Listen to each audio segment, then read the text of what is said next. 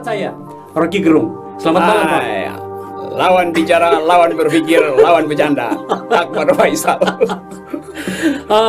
Pasti Anda bertanya-tanya kenapa kemudian Pak Rocky yang saya hadirkan pada episode awal podcast saya ini. Itu karena untuk memenuhi permintaan banyak penonton dari Akbar Faisal Unsensor. Kemarin dengan Fahri Hamzah, mereka mengatakan segera dengan Pak Rocky. Saya bilang oke. Dan saya kontak Pak Rocky, kebetulan dari Jakarta. Alhamdulillah. Pak Rocky, Akbar. Anda muncul dengan narasi, logika, dan diksi yang berbeda. Anda memformulasikan kritik Anda kepada pemerintah itu dengan ramuan yang relatifly baru dengan cara pandang yang unik. Argumentasi kritik yang Anda bangun itu banyak menelanjangi ruang etik pengelolaan negara. Sebenarnya menurut Anda seberapa besar sih problem pemerintahan yang Anda kritik itu sekarang ini? Saya pakai narasi itu hanya ingin meneruskan beban yang ditinggalkan oleh founding person kita tuh. Karena kritisisme, argumentasi, duel pikiran itu dilatih dari awal kemerdekaan. Waktu kita bikin konstitusi, isinya adalah argumentasi.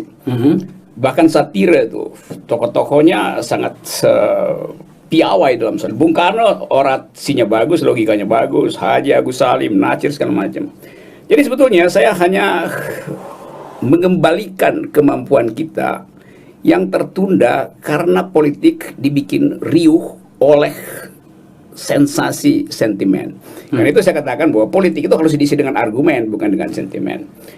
Nah, fasilitas itu yang saya pakai untuk mengevaluasi kepemimpinan Presiden Jokowi. Karena saya tidak melihat di situ ada logika yang bagus, ada retorika yang bagus. Jadi saya hanya ingin mengingatkan, negeri ini didirikan oleh pikiran loh, itu kira-kira. Nah, karena itu kemudian jadi viral, itu bukan tanggung jawab saya, itu tanggung jawab dari lawan debat saya bikin viral. Dan saya ingin bikin satu formula bahwa bangsa ini harus memilih membangun jalan pikiran lebih dulu sebelum membangun jalan tol. Itu Oke. Bahkan pada pertanyaan pertama pun Rocky sudah melompat jauh ke depan. Anda pernah melintas di ruang politik praktis. Setidaknya yang dicatat oleh tim riset kami itu ada dua. Pertama, Anda pernah menjadi penulis pidato Gus Dur. Tolong saya dikonfirmasi kalau itu keliru. Yang kedua itu Anda pernah mendirikan partai ya, PSI waktu itu. PSI ya namanya ya? Enggak, tadi saya terangkan. Oke. Dan salah satu agendanya waktu itu adalah menjadikan salah satu figur bernama Sri Mulyani Indrawati itu sebagai presiden. Tapi kan kemudian sebenarnya Rocky Gerung muncul di ruang publik itu sekitar 2 tahun ini. Itu menghantam ruang publik kita dengan kritik-kritik yang luar biasa. Bahkan kepada pemerintahan Jokowi itu kalau mau dibuat skalanya dari 1 sampai 10, Anda sudah 10,2 barangkali gitu ya. Kalau sekarang setelah dengan Akbar naik 10,4. Ya, terus sebenarnya pemerintahan yang sah menurut konstitusi karena dia memenangkan pertarungan, itu menurut Anda layak nggak dia mendapatkan respect? Karena kalau melihat kritik Anda itu luar biasa sekali. Nah, saya jadi bertanya, banyak orang bertanya, kenapa Pak Rocky tidak menyisakan sedikit pun respect dari pemerintahan ini? Oke, saya terangkan dulu ya. Dengan Gus Dur saya berteman karena kita dulu bikin yang namanya Forum Demokrasi itu, For Them itu. Yaitu gerakan oposisi dengan kekuatan narasi juga terhadap pemerintahan Presiden Soeharto. Saya nggak tahu siapa yang bocorin saya menulis pidato. Saya nggak menulis pidato, saya menulis risalah-risalah semacam press release untuk dibagikan dan dibacakan tentu oleh Gus Dur.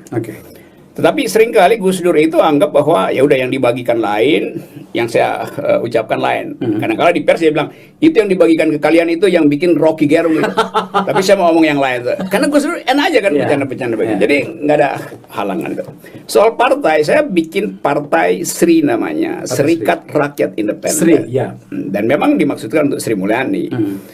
Tapi itu maksud yang agak tricky sebetulnya. Karena kita cuma mau uji seberapa kuat middle class terutama mau memberi peluang pada politik yang basisnya value dan argumen itu. Ternyata gagal, nggak bisa ikut pemilu. Partai itu sampai sekarang masih ada. Jadi saya tetap masih punya partai, kan tercatat di Kementerian Hukum dan Ham kan. Ya. Jadi kalau Akbar mau pakai partai itu silakan. Namanya nomenklatur hukumnya masih tersedia. Oke. Nah, soal kritik pada presiden, saya memang tidak ingin menyisahkan ruang, sebab begitu ruang itu disisakan tadi seolah-olah memberi aplaus pada kekuasaan. Lalu gerombolan penjilat, kaum fanatik yang tanpa argumen mendukung presiden itu lalu hura-hura tuh. Saya sering bertengkar dengan Akbar, Faisal. Tapi karena saya lihat Akbar punya kemampuan membela presiden dengan argumentasi tuh. Kalau itu saya hormati tuh. Karena itu kita bisa bertengkar. Tapi nggak punya argumen kan saya nggak mungkin bertengkar kan. Saya hanya bertengkar dengan orang, bukan dengan barang atau separuh orang itu kan. Jadi itu yang bikin orang marah. Tapi yang lebih penting adalah tentu presiden terpilih dengan dua dukungan, yaitu legalitas dan legitimasi. Legalitas adalah aturan negara, aturan hukum. Beliau terpilih. Tetapi bagi saya waktu itu legitimasinya tidak ada atau sangat kurang. Jadi saya ingin tambah legitimasi itu dengan memberi kritik justru. Nah sekarang yang terjadi adalah dalam politik sekarang, tetap presidennya legal, tetapi legitimasinya drop terus. Bahkan saya baca gara-gara demo ini, seluruh pers dunia dari Yerusalem sampai Washington, dari Moskow sampai Melbourne, itu menghujat pemerintah Indonesia dengan satu kesimpulan, demokrasi hilang di dalam pemerintahan presiden. Jadi pasti mereka bukan karena saya kompori kan, lalu juga pada kesimpulan yang sama. Jadi itu satu situasi politik yang real, yang memerlukan evaluasi dengan tingkat kedinginan berpikir, bukan karena marah-marah. Saya nggak pernah marah pada Pak Jokowi sebagai manusia. Yang saya marah adalah jalan pikiran kabinet di dalam mengatasi problem sosial. Dan saya terangkan itu dengan argumentasi, dengan logika. Nah kalau orang nggak setuju, ya saya anggap bahwa memang harus ada yang nggak setuju. Sebab kalau orang setuju pada saya jadi otoriter di dalam argumentasi kan. Gitu. Saya tidak terlalu terbiasa memperbandingkan. Apalagi memperbandingkan dua orang presiden. Tetapi tadi kebetulan bicara tentang Gus Dur dan bagaimana yang kita catat dalam sejarah, Gus Dur begitu sangat menghormati dialektika dari para pihak. Anda punya perbandingan barangkali bagaimana dialektika kritik berseliweran di antara Gus Dur dengan yang sekarang? Gus Dur mampu untuk menghumorkan politik. Dan mempolitisir humor itu. Itu dua keahlian yang ada pada Gus Dur tuh. Kalau politiknya terlalu kasar, dia humorkan politik itu. Supaya humor itu punya efek, dia politisir humor itu. Nah kemampuan itu yang saya nggak lihat pada Pak SBY misalnya nggak mampu begituan. Tapi Pak SBY dicatat sebagai orang yang mampu untuk mengucapkan demokrasi di dalam praktek. Nggak ada orang yang pernah ditangkap SBY itu. Itu yang saya pujikan di situ tuh.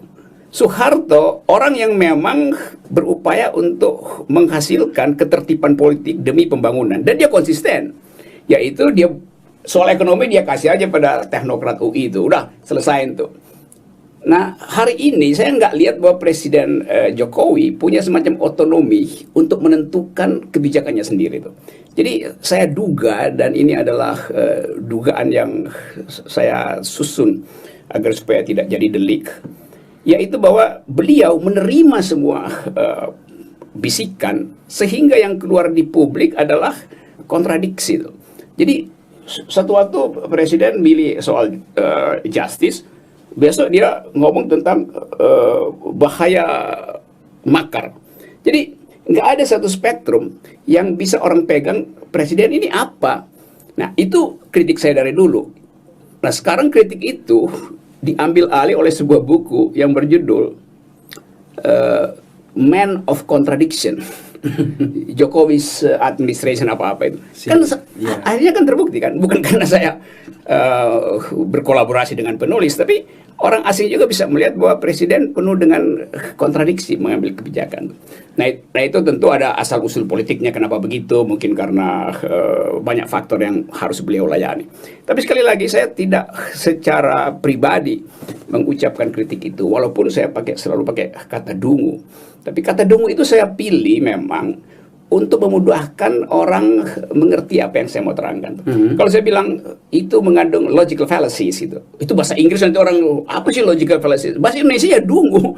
Dungu artinya gagal menghubungkan dua premis sehingga tidak bisa menghasilkan kesimpulan yang logis. Itu aja sebetulnya. Rock, ada juga yang mengatakan bahwa sebenarnya Anda harus berterima kasih setidaknya pada Pak Jokowi ya, karena Pak Jokowi orang yang tidak suka bicara, relatively menghargai lawan bicaranya, itu yang tampak di ruang publik, maka kemudian Anda mendapatkan ruang untuk berbicara apa saja. Apakah kita bisa terima argumen seperti ini? Bisa, saya anggap bahwa itu sunatullah itu. Bukan diberikan oleh negara, tapi keadaan itu memungkinkan saya untuk mengeksploitasi kelemahan rejim, memungkinkan saya untuk mengkritik pendukung-pendukungnya itu, ya pendukung fanatiknya itu. Jadi hal yang sebetulnya disediakan oleh demokrasi. Tapi kemudian banyak orang yang ingin membatalkan itu. Jadi kalau dibilang ya Pak Jokowi ingin didemo, kenapa ngabalin anggap bahwa demonstran adalah sampah itu kan? Jadi saya anggap bagaimana ini ngabalin masa disuruh Pak Jokowi ucapin hal yang sama. Jadi saya anggap bahwa ya banyak sampah juga di istana yang nggak ngerti demokrasi gitu kan.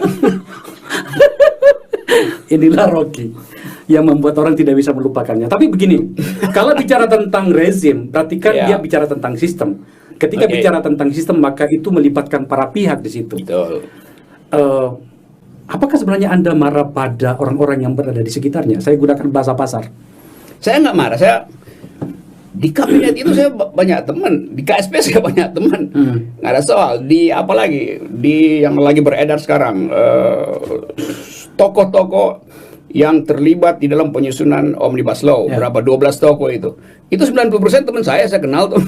Jadi bagi saya nggak ada problem. Kalau saya mau kasih kritik ya kritik aja kan. Saya tetap kritik Omnibus Law, walaupun itu teman-teman saya yang nyusun. Saya kenal banyak semua orang itu.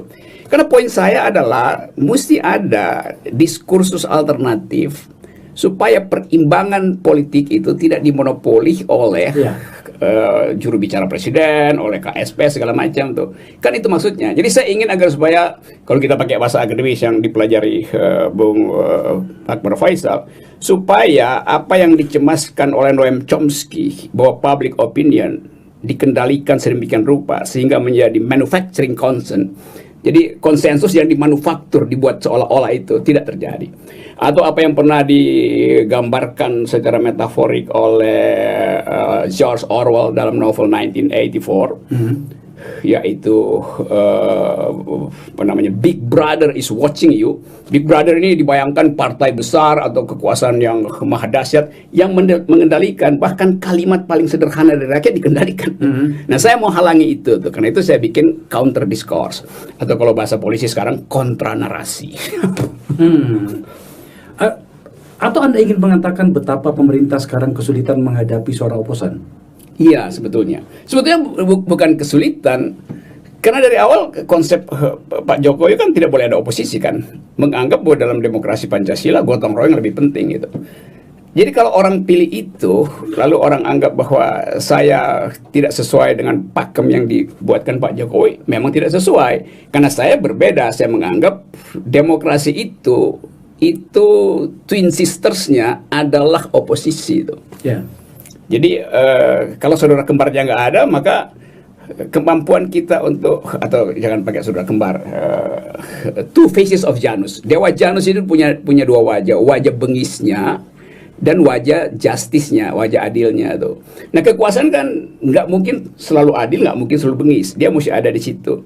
Nah yang justice ini kalau dia tidak dihadirkan, maka mesti ada yang kontrol. Itu yang disebut oposisi. Sebenarnya kan begini, Rob.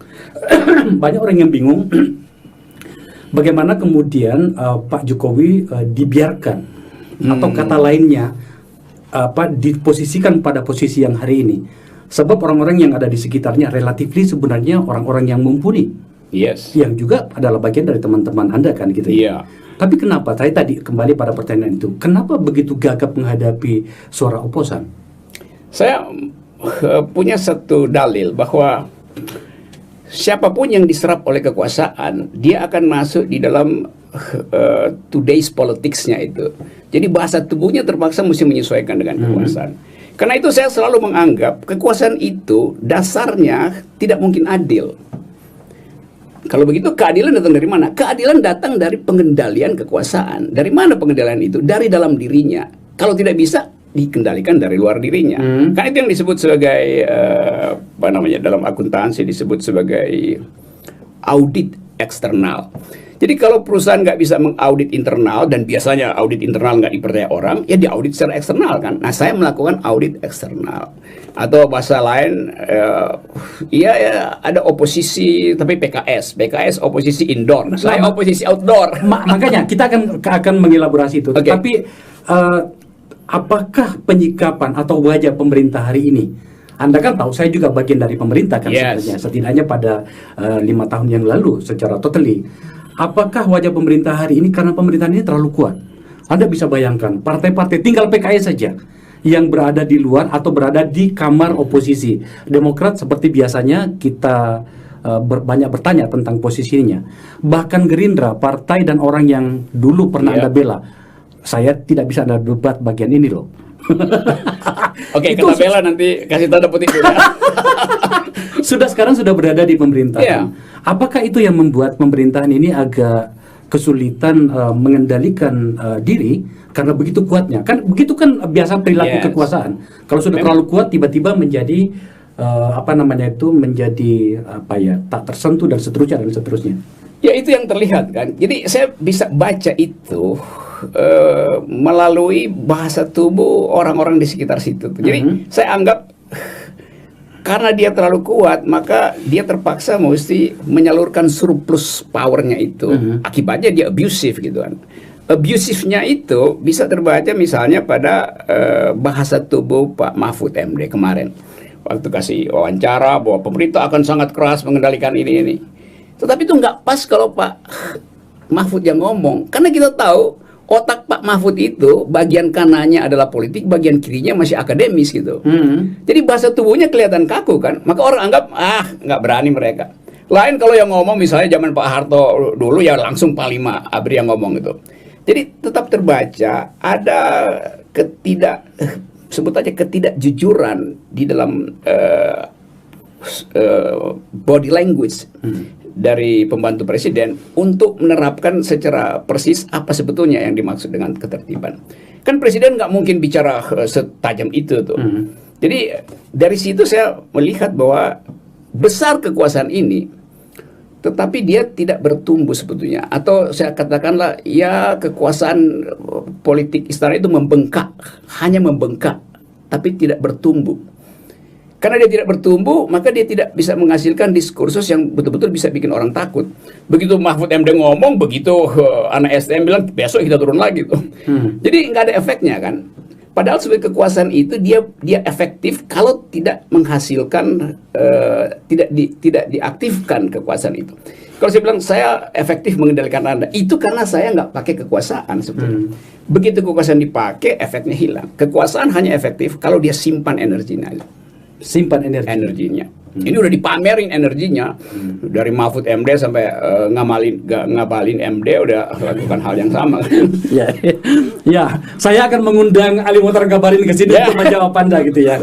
Oke, beberapa poin perdebatan kita di ruang publik Rock adalah anomali yang terjadi di dalam pengelolaan negara kita ya, terutama pada pelembagaan dialektika yang seharusnya muncul dan kuat dari parlemen. Tapi kan kemudian, terutama pada masa-masa terakhir ini, saya harus menyebut barangkali ya, juga pengaruh Fahri tidak ada di parlemen itu, ya ada pengaruhnya juga kali ya. Saya kira Fahri nggak terlalu berpengaruh. Kecuali Fahri duet sama Akbar Faisal. Sebaliknya. Nah, seharusnya kan muncul dari ruang-ruang parlemen. Tapi kan yang muncul adalah ruang oposisi itu berasal dari jalanan, tanda petik. Muncullah Rocky dan segala macam. Sebenarnya Kapan kita menyelesaikan problem yang seperti ini? Yang harusnya diambil oleh lembaga negara, dipilih oleh rakyat, disuruh berbicara. Orang Prancis mengatakan parler, gitu yes. Tapi kemudian yang parler adalah orang jalanan seperti Anda. Iya, karena they do not speak democracy itu. Ibu Puan do not speak democracy karena dia matikan mic. Padahal mic itu ada lambang dari parler itu. Kan mestinya kita bertanya, Ibu Puan kenapa matikan mic itu? Do you speak democracy, Ibu Puan? Parlez-vous demokrasi, Ibu Puan? Kan begitu kan? Iya. Tetapi mengucapkan itu pun dianggap sebagai tidak sopan karena beliau adalah ketua DPR. Padahal dia bukan ketua DPR dalam pengertian ketua yang punya power. Dia kan cuma speaker. Kan dalam tradisi demokrasi ketua DPR itu adalah ya juru bicara dari House, kan begitu kan? Yeah. Jadi primus inter pares. Orang suka salah tafsir primus inter pares artinya di atas yang lain, bukan. Diunggulkan dari yang sama gitu. Ya semuanya sama, cuman dipilih speakernya Ibu Puan. Jadi bagian itu juga tidak diajarkan. Nah, mestinya dalil-dalil semacam ini dibuatkan kurikulumnya di partai politik. Supaya orang yang masuk DPR dia tahu bahwa dia itu adalah kacungnya rakyat. Saya pakai kata kacung di situ. Karena memang dia disuruh-suruh oleh rakyat. Di zaman Yunani dipakai istilah Ancilus bahkan, budaknya rakyat. Nah dulu di dalam demokrasi Yunani nggak ada pemilihan, diundi aja. Karena dianggap semua orang setara untuk mewakili orang lain. Jadi diundi, siapa yang terundi dia masuk parlemen. Karena kompleksitas maka sekarang ada kompetisi. Tapi ilmu bernegara ini harus kita pastikan ada di dalam pengkaderan itu. Konsep dasar demokrasi, konsep dasar keadilan. Nah itu pentingnya negara sebetulnya untuk menghasilkan diskurs itu. Jadi podcast semacam ini juga kan diperlukan. Kan ruang publik kita mengecil. Tetapi dengan ada podcast, ruang publik kita membesar hanya dengan 2-3 kamera, 2 speaker membesar kan. Enggak perlu nunggu kampanye gede-gedean untuk memperlebar ruang publik tuh. Percakapan 2 orang, saya dengan Akbar Faisal yang sering bertengkar di ILC, toh bisa menghasilkan new kind of discourse. Itu yang lebih penting. Saya tidak sedang membela Ibu Puan menyangkut soal itu, tetapi memang ada mekanisme di DPR bahwa jatah berbicara satu orang anggota itu maksimal 5 menit ya. Dan untuk pengambilan suara fraksi itu biasanya disepakati. Kayaknya Ibu Puan waktu itu mengambil posisi untuk menenteramkan ruang sidang yang mulai gaduh karena ada beberapa fraksi yang mau mengambil jatah lebih dari kesepakatan itu. Saya ngerti itu. Secara teknis memang mesti dihalangi supaya ada distribusi suara yang setara itu. Tetapi dari awal pimpinan itu mesti mampu membaca pikiran fraksi. Supaya dia bisa katakan saya udah mengerti dan ini kan kalimat Anda tuh udah kan itu kan kecakapan memimpin sidang aja kan. Itu yang pertama. Yang kedua, kritik saya, paripurna itu bukan forum fraksi. Paripurna itu forum individu anggota DPR. Karena itu disebut paripurna. Jadi yang udah di fraksi pun kalau diinterupsi yang mesti didengar. Sebab bisa individu itu dia memakai kesempatan di paripurna. Karena di fraksi dia mungkin disingkirkan. Demokrasi memberi kita outlet bahwa yang tidak selesai di fraksi bawa ke paripurna. Nah di kita ini pakai sistem orde baru, kalau udah di fraksi selesai maka paripurna tinggal ketok. Salah, paripurna justru kesempatan individu untuk mengatakan saya keberatan, saya interupsi itu. Ya tentu individu yang punya otak dia harus susun kalimatnya tidak lebih dari 3 menit supaya efektif gitu kan. Itu soalnya. Ataukah kritik itu bekerja di ruang publik kita karena masyarakat sebagai orang yang mendengarkan, orang yang kita wakili di dalam kritik-kritik itu atau apapun penamaan kita itu telah kehilangan penghormatan pada panutan. Ya, saya kira sebetulnya underlying psychology. Ya, ini kan bahasa klasik ya. Ini kan argumen klasik, tetapi selalu saja penting kita ungkapkan di ruang publik seperti itu. Bayangin saja. Ini contoh ya. No Rocky no party. Itu sebuah penamaan yang menurut saya hebat gitu ya. No Akbar, no kabar. Tetapi itu jarang sekali kita mendapatkan itu dari seorang pemimpin formal yang notabene memang harus melakukan itu. Seorang Akbar Faisal misalnya atau siapapun, saya kan tidak lagi di DPR sekarang. Ketika dia beraksi di parlemen itu harusnya memberikan dampak yang luar biasa. Apakah seperti itu, Rob? Harusnya begitu kan. Jadi saya perhatikan dulu Akbar Faisal, Fahri Hamzah, Fadlison. Kalau orang tanya siapa anggota DPR, cuma 3 itu. Karena dia bisa menghubungkan isi DPR, pikiran itu dengan keinginan publik untuk tahu itu. Jadi sebetulnya speaker dari DPR itu adalah setiap anggota. Tapi karena nggak ada pendidikan retorik, logik, atau argumentasi di partai-partai, akibatnya orang diam itu. Sehingga mesti minta Nikita Mirzani untuk menegur Ibu Puan. Kan itu ajaib sebetulnya kan. Tapi akhirnya kita anggap bahwa Nikita adalah kita. Karena dia mewakili kekitaan itu, yaitu ketidaksukaan pada itu mental DPR. Saya tidak boleh terlalu jauh.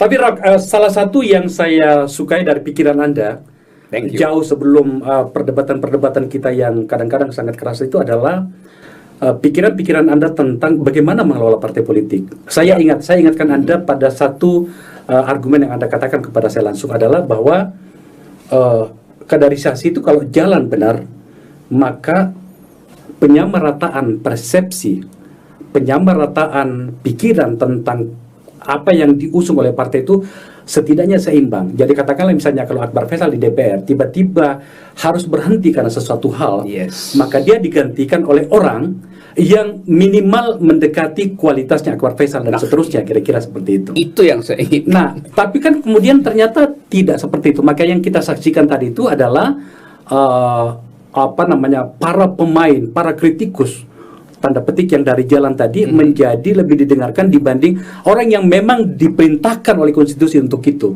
Ada apa dengan DPR kita, Rob? DPR kita nggak punya kurikulum tentang public ethics, tentang public policy basisnya kan mesti public ethics. Saya usulkan supaya ada sekolah-sekolah di partai politik itu. Kalau nggak bisa bikin sekolah setiap partai, bikin aja semacam kaukus. 5 partai bikin satu sekolah, kirim kadernya. Yang diterangin adalah yang basic gitu. Soal ideologi partai tentu urusan rapat partai itu. Tapi yang basic ini soal apa sebenarnya debat, mengapa harus ada kritik, bagaimana cara mengucapkan kritik tapi dengan basis argumen. Kan itu nggak ada tuh. Saya dulu ngajar bertahun-tahun di Megawati Institute, namanya sekolah pemimpin itu. Tapi saya masih dimusuhin PDIP kan karena mengkritik Jokowi. Padahal saya ikut mengajar loh cara berpikir soal perdebatan ideologi dari Bapak pendiri bangsa itu, atau juga ada tokoh-tokoh perempuan yang pinter di zaman awal kemerdekaan. Tapi itu nggak berbekas di DPR ternyata. Mungkin di tempat Nasdem juga ada sekolah, namanya sekolah apa itu? Akademi Bela Negara. Akademi Bela Negara tuh. Nah, itu terlalu patriotis ya. Akademi Bela Demokrasi misalnya. Negara nanti akan ambil alih supaya dilakukan. Di tempat yang lain juga begitu mungkin. Partai-partai. Jadi PKS sekarang lagi bikin sekolah cinta negeri atau apa itu saya rutin isi. Di Demokrat ada hal yang sama itu, ada center untuk mengolah demokrasi. Tapi semua itu baru mulai lagi itu. Ketika orang menyadari bahwa demokrasi itu adalah sekolah, bukan arogansi.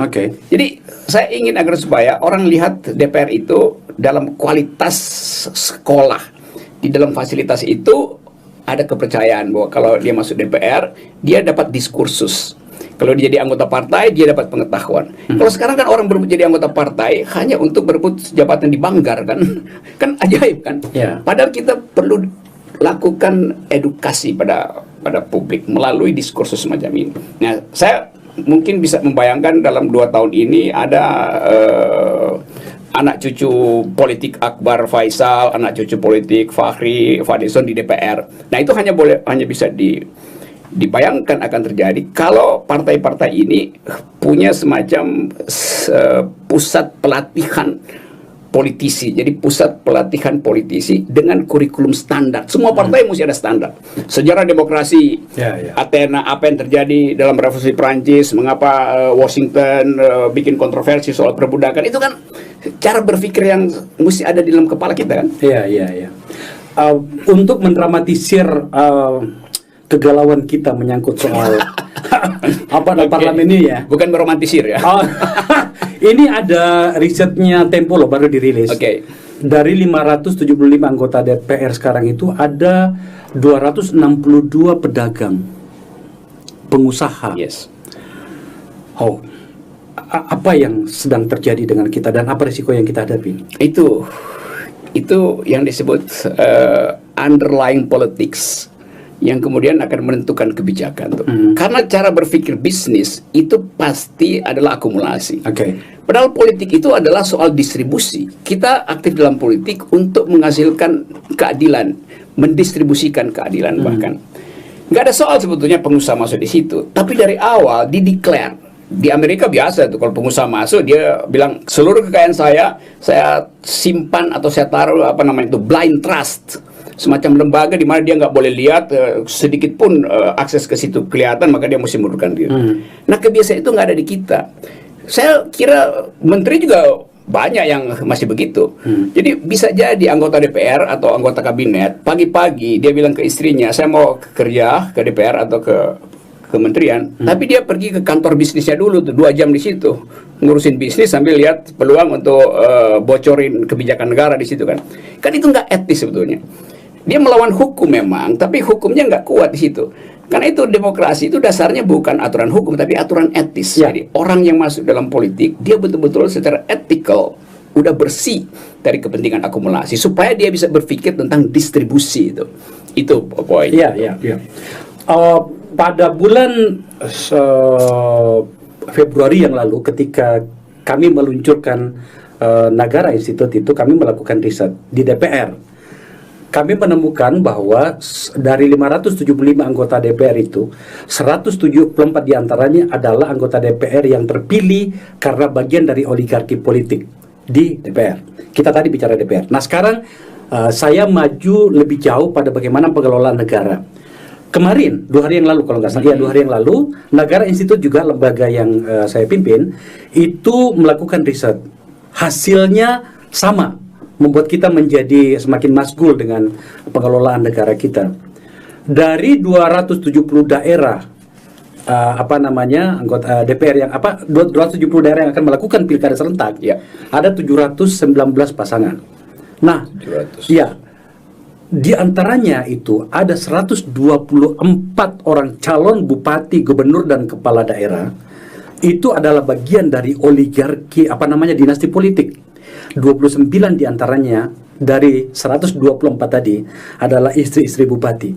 Rob, aku ingin Anda mengatakan sesuatu tentang ini. Apa yang terjadi dengan kita sebenarnya ini? Dinasti itu bagian buruk dari demokrasi.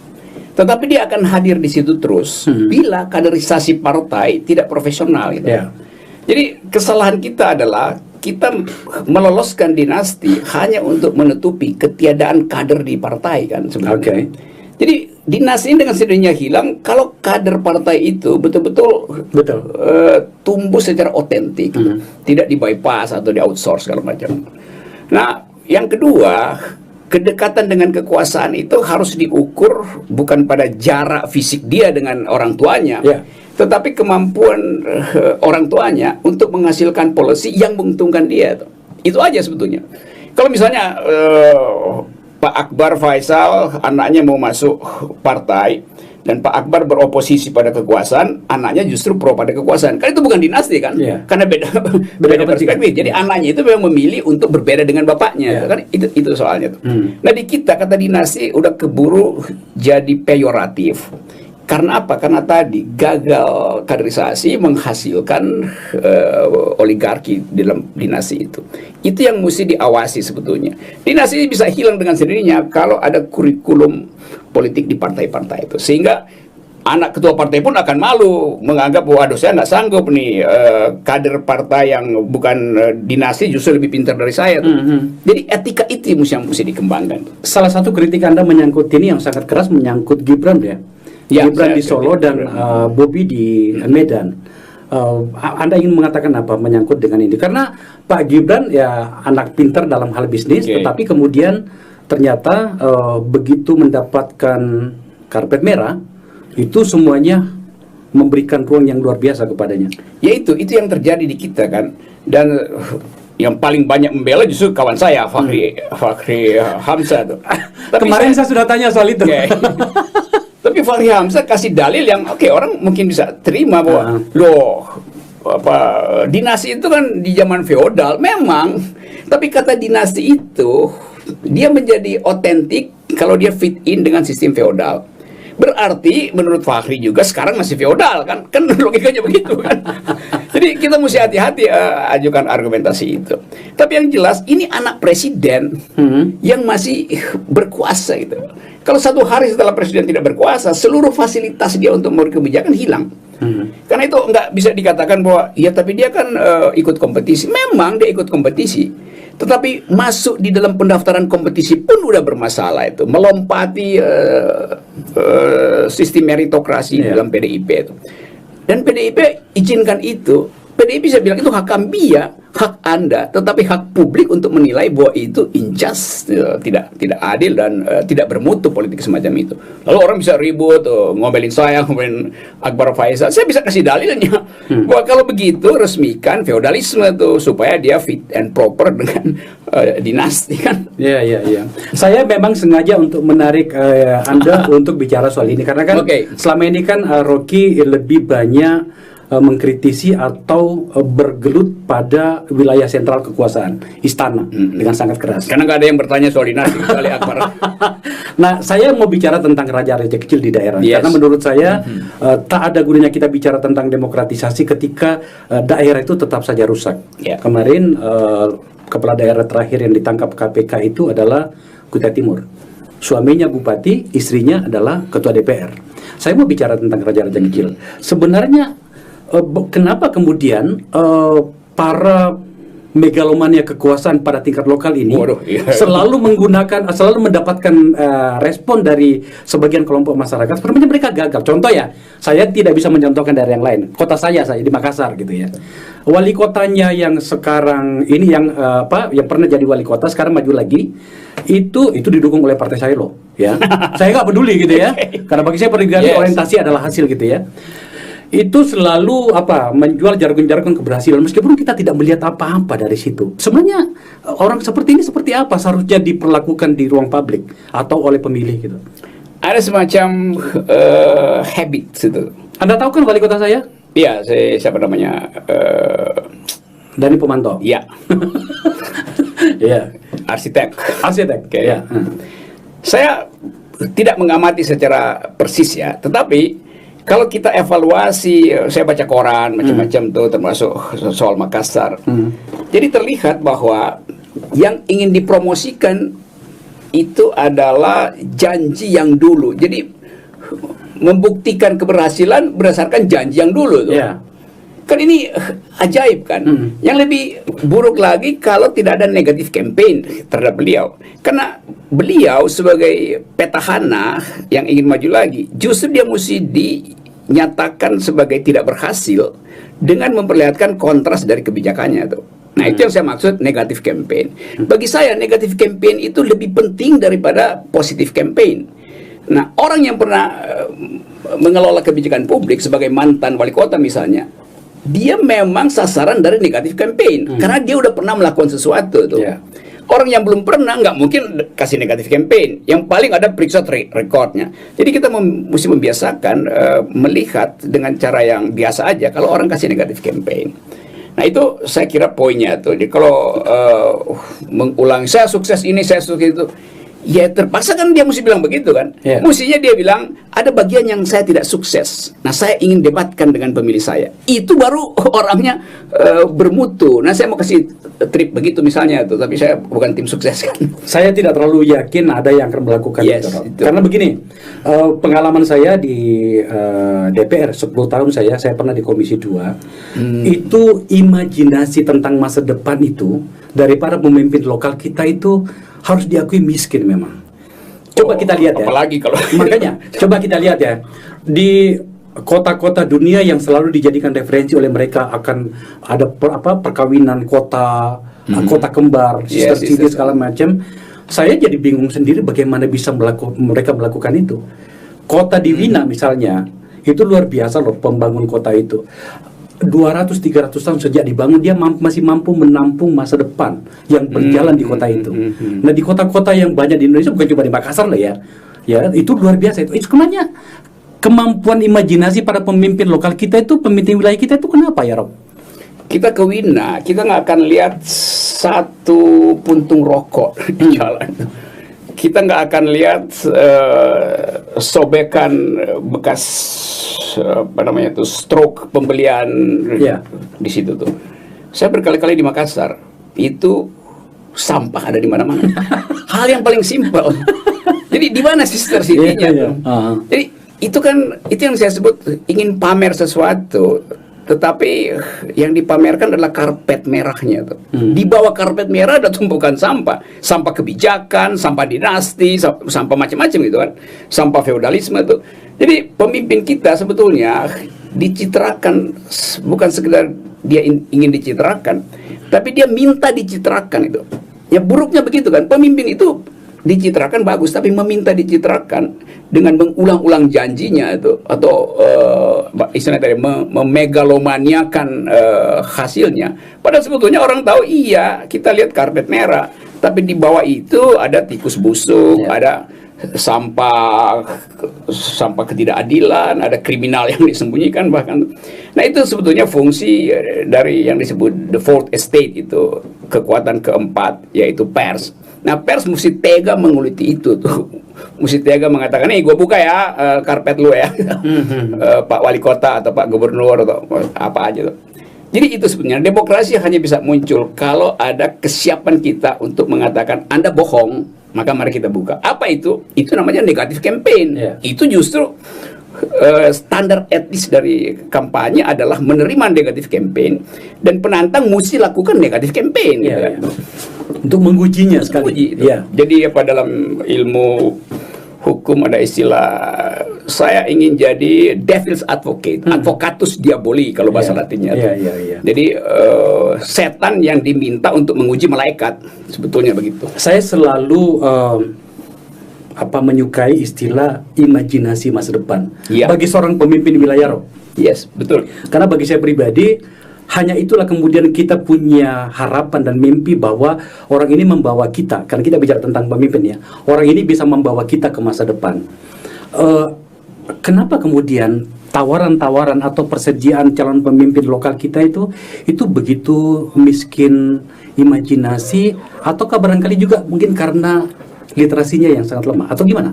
Saya kira itu pertama, soal literasi itu. Jadi literasi itu kan bukan sekedar kemampuan mengucapkan, tapi pengetahuan dia tentang hubungan antara keadilan lingkungan dengan kemaslahatan masyarakat di situ kan. Jadi dia mesti bawa publik itu di dalam politics of hope, supaya dia bisa ucapkan politics of hope itu, politics harapan itu, dia harus terangkan politics of memory-nya itu.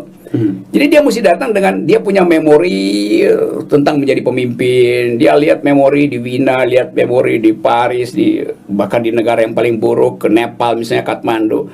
Lalu dia kumpulkan memori itu dan dia olah supaya dia bisa dengan otentik mengatakan ini loh harapan kita. Nah orang yang nggak punya memori itu pasti dia kasih harapan palsu, false hope namanya kan.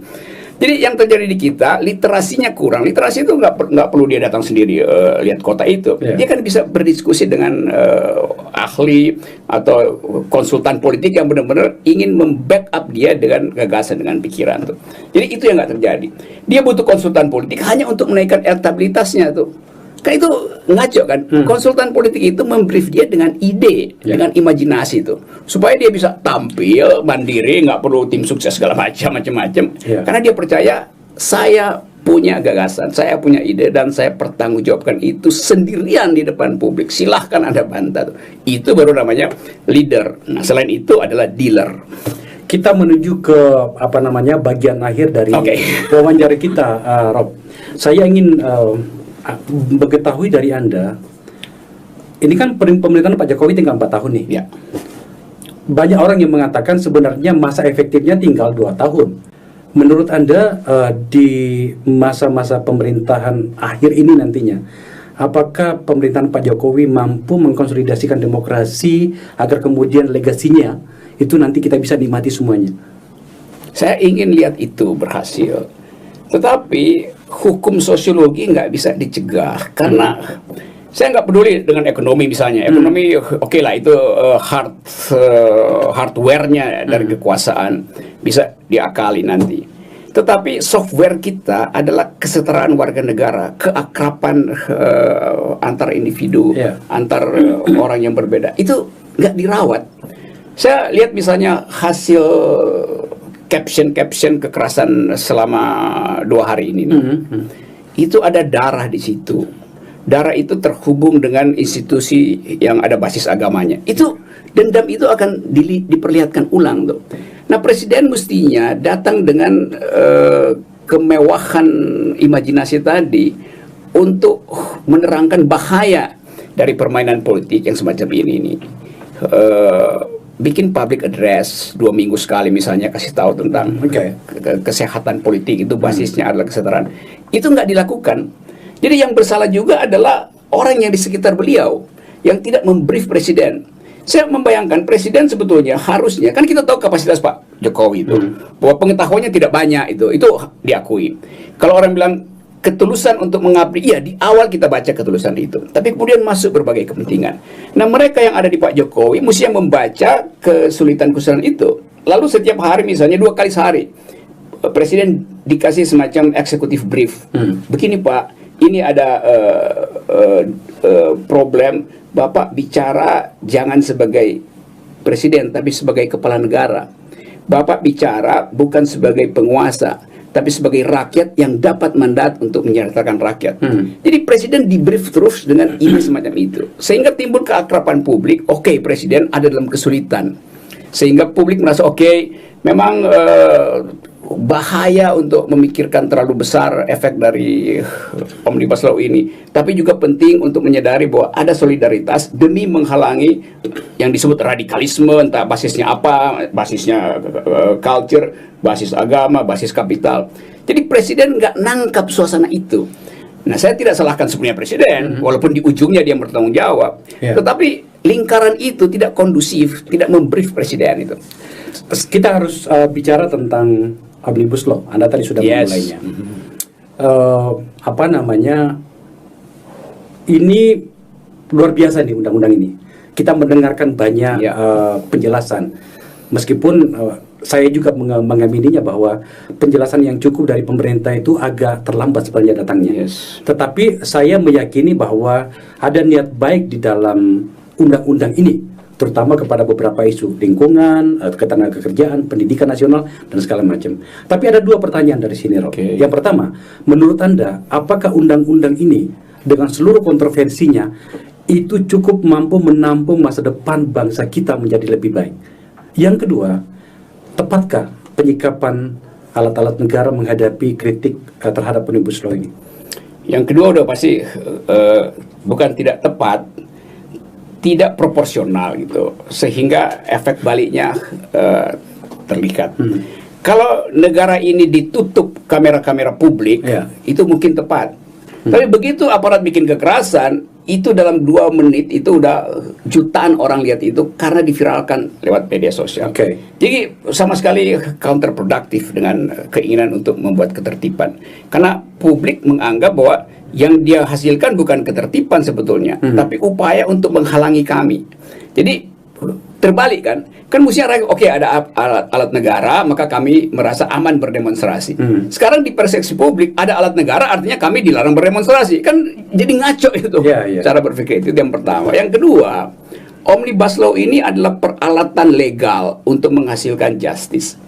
Nah, biasanya yang legal ini hanya bisa efektif kalau ada yang legitim, yaitu rasa solidaritas tentang nasib bangsa. Itu yang nggak ada, karena dianggap bahwa yang mau dicapai oleh undang-undang ini hanyalah memungkinkan investor asing bahkan datang ke situ tuh. Nah, pikiran itu nggak bisa lagi dicegah. Nah, pemerintah nggak punya cara, semacam kehilangan mantra untuk menerangkan bahwa bukan sekedar investor asing. Jadi udah terbentuk persepsi bahwa ini adalah pesanan asing, kan itu kan?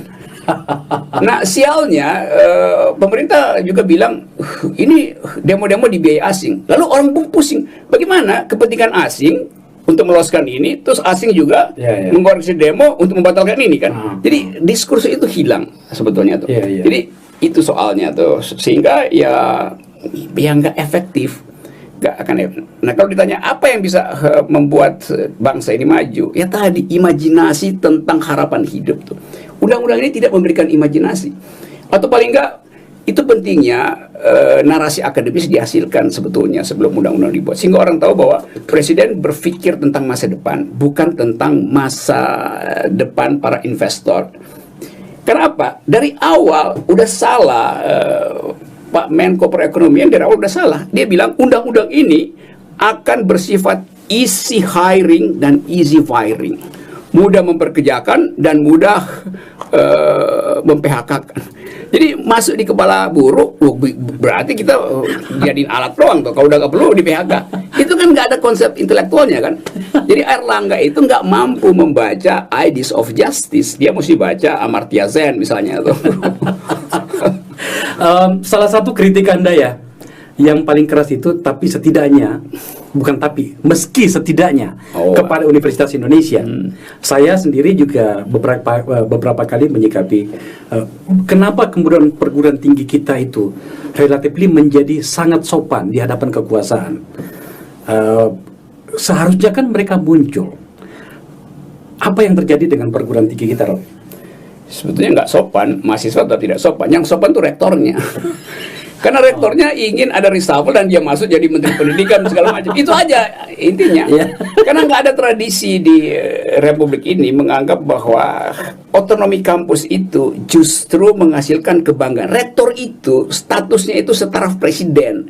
Karena dia adalah orientasi nilai dari bangsa. Dia mau jadi menteri kan gimana coba?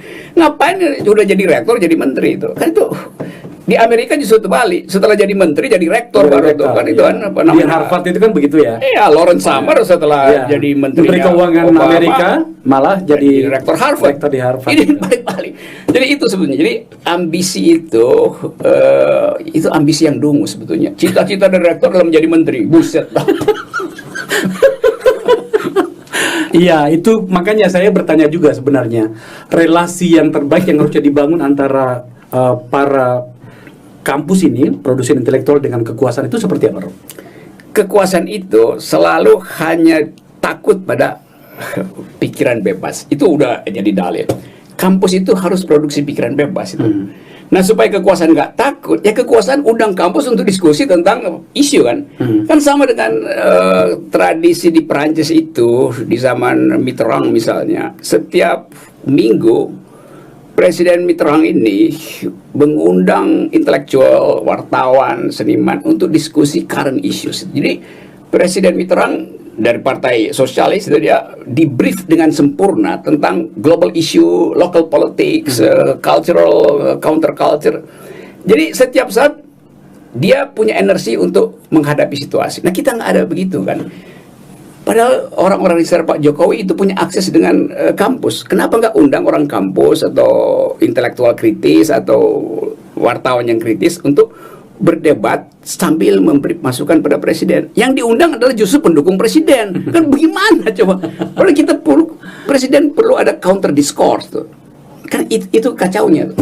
Kenapa Anda tidak mencoba untuk membangun komunikasi dengan presiden bahkan atau orang-orang di sekitarnya agar kemudian seluruh kritik Anda ini bisa terlembagakan dan menjadi sesuatu yang bermanfaat? Kritik sih kritik, ya. Tetapi kalau hanya kemudian Anda berteriak di ruang hampa, itu merugikan juga sebenarnya.